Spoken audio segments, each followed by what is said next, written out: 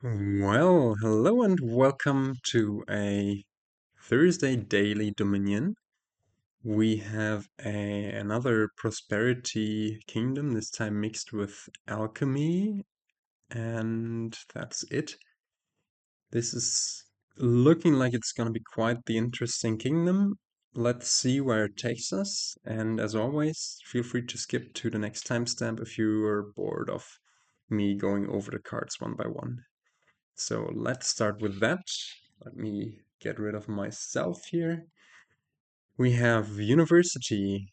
It's a 2 and 1 potion cost card. So a potion is this 4 cost card that you also have to acquire before being able to buy these kinds of cards. And well, it gives 2 actions on play, and you may gain an action card costing up to 5. So you may gain Rabble, Bishop, Apprentice, Charlatan here with universities, and these 2 actions allow you to play multiple terminals. Then we have next Anvil, 1 coin, so a copper essentially. But you may discard a treasure to gain a card costing up to 4. So a treasure workshop for which you need to discard the treasure in order for it to work. Bishop, we also saw just a few days ago. 1 coin, 1 victory point. You trash a card from your hand, plus 1 victory point per 2 coins it costs, round down, and each other player may trash a card from their hand. So if you trash a platinum, which costs 9, you will get 5 victory points, and that's nice, but it also enables your opponent to trash cards, and that is usually an argument against it unless your opponent is already well trashed. Then you might be able to use it to rack up some victory points. We have Apprentice. Plus 1 action, trash a card from your hand, plus 1 card per coin it costs, and plus 2 cards if it has potion in its cost. So if you trash a bishop, you could draw 4 cards. If you trash a peddler during your action phase, it gives you 8 cards. If you trash a university, you draw 4 cards. Very simple. And yeah, it's a nice and pleasant estate treasure if you can somehow get to 5 early. It kind of sucks at trashing coppers, but yeah, if you accumulate a bunch of them, you will get rid of those coppers eventually. Charlatan, plus 3 coins. Each other player gains a curse, and also in games with this, curses are also treasures that are worth 1 when you play them. So they make curses not as bad. Actually, with Grand Market, curses, yeah, are really okay-ish, but still, of course, it's pretty annoying. Um, but yeah, this 3 coins is, of course, enables you to hit 5 very often. And it's a strong card nevertheless, even though curses aren't as bad as in other games. Crystal Ball, plus 1 coin, and look at the top card of your deck. You may trash, discard it, or if it's an action or pleasure, play it. Sorry for that mishap in my speech. Crystal Ball can be a somewhat nice treasure, but the big problem with it is that it plays your action cards, or might play your action cards during your buy phase. So if you then draw other action cards, you're not allowed to play them anymore. So it's surprisingly weak, usually, because also it costs 5, of course, and therefore competes with others. Rabble, plus 3 cards. Each other player reveals the top 3 cards of their deck, discards the actions and treasures, and puts the rest back in any order they choose. Interestingly, Rabble is made worse by the presence of Charlatan, because Rabble also will just discard the curses from the top of your deck. But still, it can be a devastating attack if your opponent greens early, or like if you play Rabble and your opponent has greened early, and you can reliably play Rabble, then you can kind of lock them down, because you get to more or less consistently put 3 green cards on the top of their deck.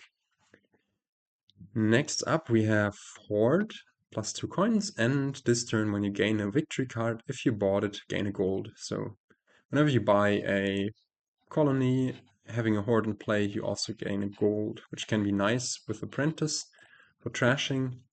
But there are also other cards you might want to acquire for 6. One of those is Grand Market, +1 card, +1 action, +1 buy, and 2 coins. But you cannot buy Grand Markets if you have any coppers in play. And yeah, that highlights the importance of copper trashing here, as you will want Grand Markets, as it's the only plus buy. And yeah, it's very strong, very snowbally in a sense, as if you already have a few Grand Markets, you might be more at ease just leaving your coppers just not playing your coppers during your buy phase. But yeah, also a very strong card. Peddler, the OG Peddler. That's what I'm usually referring to when I'm saying, oh, this is a Peddler type card, giving +1 card, +1 action, +1 coin. But Peddler costs 8, so you might think, oh, I'm never going to get this. But during a player's buy phase, this costs 2 less per action card they have in play. So let's say you've played University and Apprentice, and Peddlers only costs 4. And this makes them quite affordable, especially if you can rack up buys with Grand Markets easily. I mean, there's a synergy between those already, as you'll put in action cards with Grand Markets and then make the Peddlers cheaper. And also it has heavy synergies with Bishop, because you can buy it for sometimes even 0 if you play 4 Grand Markets and it costs 0. And then you can trash it and get 5 victory points for trashing it. And also with Apprentice, because you're going to play the Apprentice during your action phase, so you trash a Peddler, draw 8 cards, and yeah, that's really, really good. And another thing in this kingdom that is present, so we're almost done, are colonies and platina. Platina are just those treasures worth 5 when you play them, costing 9, and colonies are those stronger provinces. And a thing to note is that the game will both end if all of the provinces are gone or if all of the colonies are gone. So yeah, this is the kingdom. How are we going to approach this? So there are a few things to note here. One is that the stuff you want is expensive. We want apprentices and en masse, essentially, to get rid of those coppers. And to get rid of those coppers, we might need to trash other valuable cards. And to draw more apprentices to trash more coppers. I don't think we're going to go for bishop, as this will allow your opponent to also trash their coppers. This would allow the AI to trash their coppers. We also want Charlatan.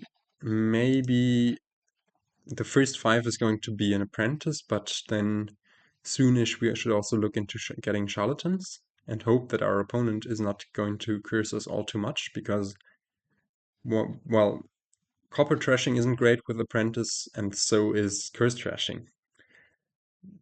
To achieve those nice action cards, we might want to go for University, because University can gain us those action cards costing up to 5.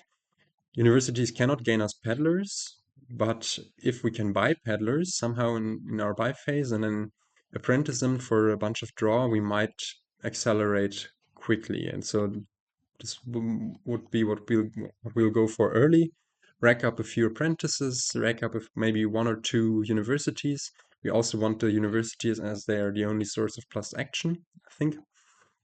And then try to get in 1 or 2 grand markets, then see how piles are.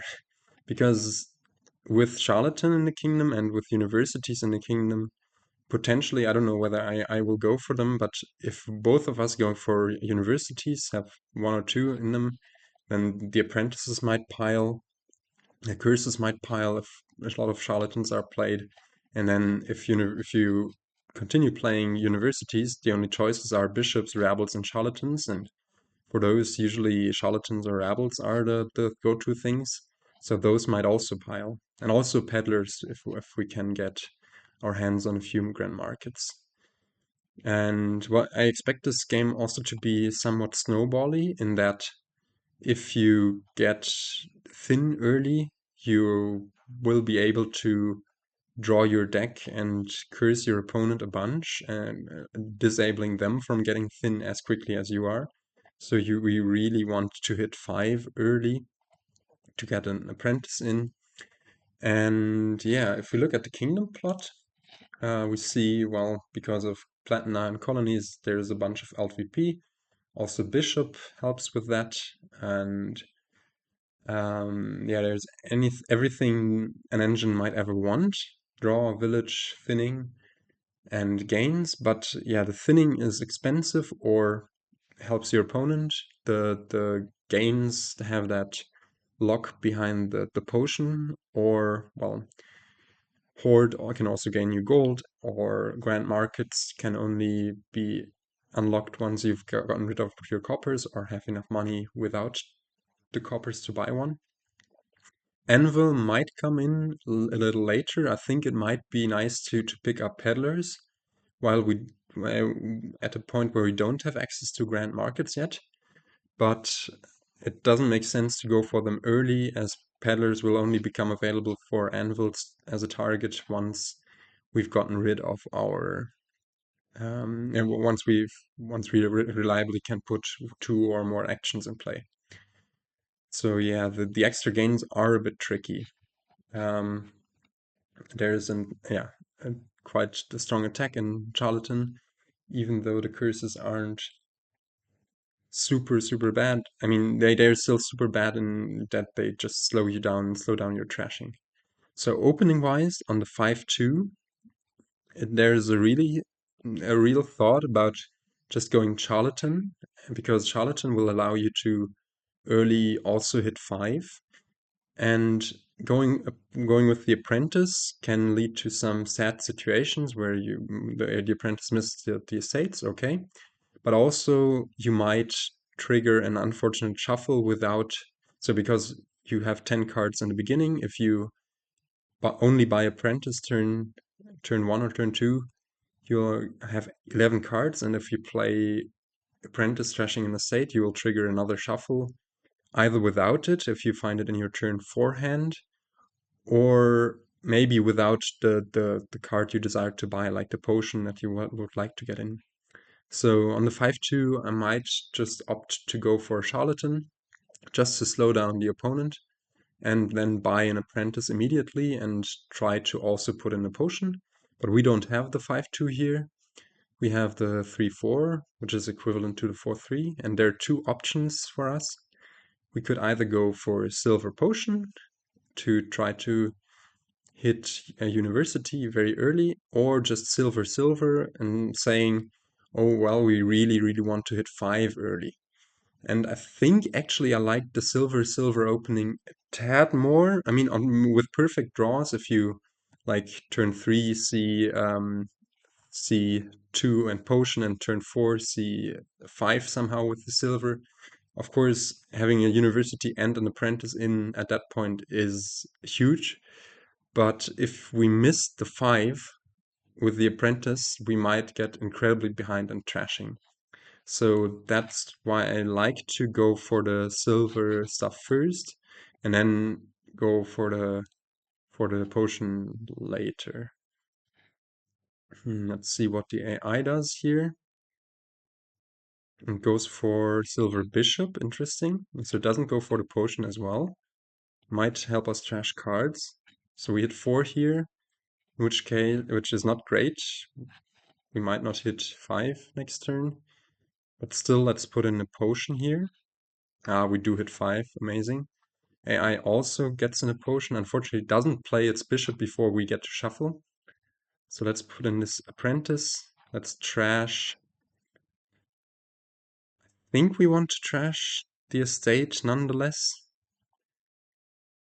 It's not great. It also means that our apprentice probably won't find the. Yeah, our apprentice actually misses the shuffle here, which is really awful actually. And I didn't really comment this, but I didn't buy a card because I just want to see my apprentice as often as I can. And here, actually, I might just trash a copper, because they're going to be more annoying to trash than the estates. By the first university, our apprentice misses any of the good stuff, any of the estates that we wanted to hit. Do we just trash it silver here is the question. We might draw 2 estates and the university, in which case we hit 4, which would be really bad. We might hit the potion and the university, which would be alright to just put in another apprentice. I think I like just getting through this shuffle a bit quicker, so let's get rid of the silver. No, it's not great. Well, yeah, at least the next turn we can get another apprentice in and another university in. And let's skip on a Charlatan for now. Just hope to trash out those estates. Nice. And what does the AI do? The AI has trashed its bishop, interesting. And also has 2 universities now. And also 3 apprentices, just like we do. Let's get rid of those.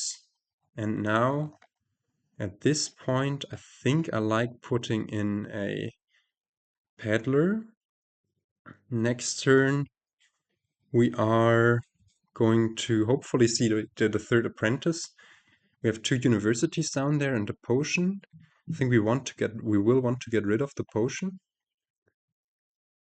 Well, this could also be an anvil, I guess, already, in order to try to pick up peddlers that way.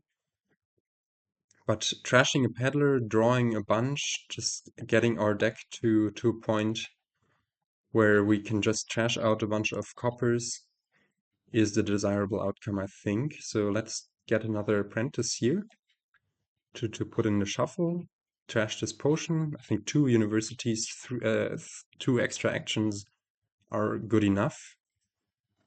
But especially for the acceleration we get. And now here, what do we want to do? Do we want to trash the silver to get even further? I think yes. Yeah, let's just get through this, trash 1 copper, put in 1 more apprentice, and now I like putting in an anvil, I think.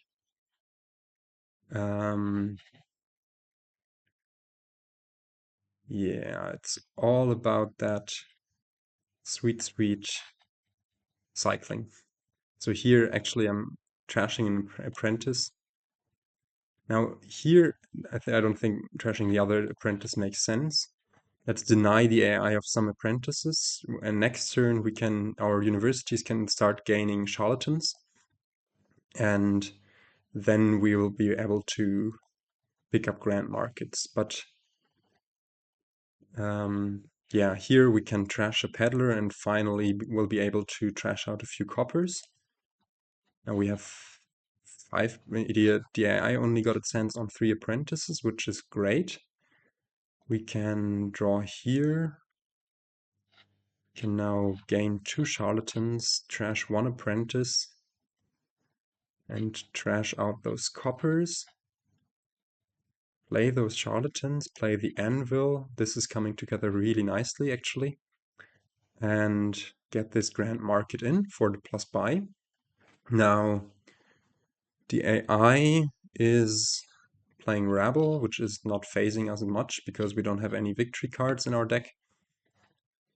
We, however, do still have the choice of just trashing the copper and 2 charlatans in order to buy a grand market and get in another charlatan, or we can trash a charlatan, get through the shuffle a bit further and try to play that grand market, try to play peddler to accelerate even more. What do I like more? Well, there's also the anvil in there, so we can regain the Charlatan using the university. I think I like that a bit better.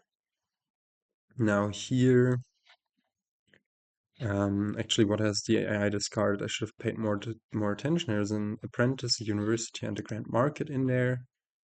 Yeah, if we put in a charlatan here, can trash one more. The university down there can gain us another one, and we'll still be able to play two of them. Especially since we have the Grand Market to draw up here. And now let's play this, gain a peddler here. And how greedy are we? How concerned are we that the AI will be able to win soon? I think we are greedy enough to buy one more Grand Market peddler pair. What do I think about Rabble now? I think we want to use our actions playing Charlatans. So in general, peddlers paired with apprentices are just much nicer. And yeah, this is amazing. We pair an apprentice with a peddler, so we can just draw a bunch here. Now can put in two more of those. Trash one, because we can only play three anyways. And actually this might be very close to game winning already. There are...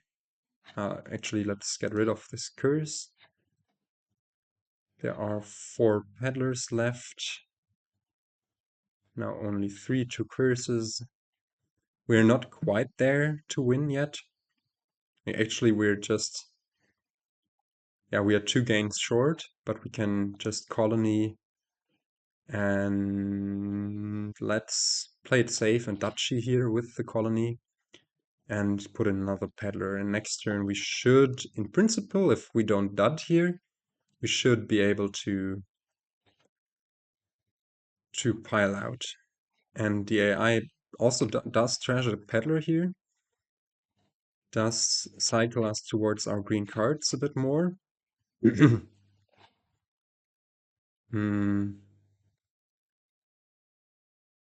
Yeah, but I think it just doesn't have the... also the ways to trash all of the curses we were able to put in. I really like delaying the Charlatan up to a point where, like the first one, up to a point where we draw our deck and get to play a bunch of them. But yeah, let's see. Yeah, actually this doesn't look great, because the duchy is still down there. We might really dud. We don't need to trash here to this bishop. AI curses us again and does buy a colony. Let's see what we draw here. And it's just enough for us to finish the game.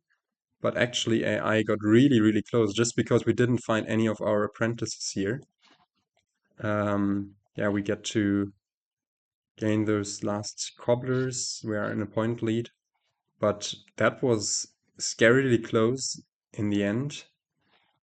Just because our apprentice almost missed. And yeah, interesting. I don't know. I think we had fairly okay shuffle luck. Like we did hit 5 on turn 4, which was great. We did get to buy a potion also in there. Here I like the decision of not playing, not buying anything with those 3 coppers, because the silver in that situation wouldn't have done us that much. I mean, we could have trashed it to the apprentice later. Had we hit 4 there, I might have put in another potion, just for the reason that that actually is quite a nice value to trash with the apprentice. But yeah, here we put in university, we put in the other apprentice, and then I think by turn 9 or so we got... no, by turn 9 we bought and gained this peddler, which we could then on turn 11. Okay, that was the turn where we finally got clean. But yeah, to really get clean here, you either have to be lucky that your opponent plays bishop, which the AI did, or do a lot of apprentice stuff in conjunction with the peddlers. Yeah, let me know what you think about this kingdom. I thought it was quite interesting, but I kind of dislike the way Charlatan just gets to pile up on curses. I was still surprised what the AI managed to pull off on its last turn there. Like it got a colony, it disrupted our next turn a bunch. I mean, it did line up some nice Rabble university stuff. It did have some more pile pressure since it gained more universities, but I really think going for two, at most three here, three universities here is enough because I mean, I guess pile pressure if you can somewhat get to this victory points. But yeah, I'm rambling. I'm sorry. As you can hear, my cold is still not fully gone, but I'm doing much better already. I hope you enjoyed this, and I will try to catch you next time. Goodbye.